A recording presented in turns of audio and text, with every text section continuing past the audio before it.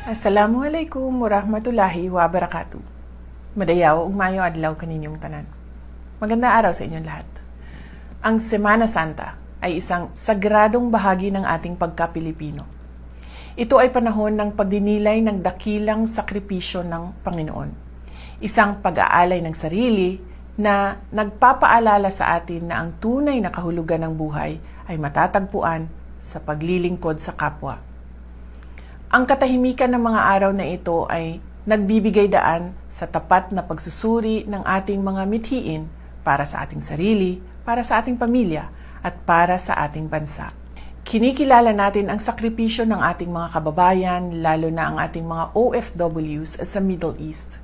Sa gitna ng kaguluhan, hinihiling natin ang kanilang kaligtasan. Sila ay mga buhay na halimbawa ng sakripisyo at hinihiling natin ang kapayapaan sa kanilang kinalalagyan. Sa panahong ito ng Kwaresma, isapuso natin ang kapakanan ng ating bansa. Idalangin natin ang isang lipunang pinatatakbo ng katotohanan, katarungan at tapat na malasakit. Naway magsilbing inspirasyon ang aral ng sakripisyo ni Jesus upang tayo ay magkaisa para sa isang matatag at maunlad na Pilipinas.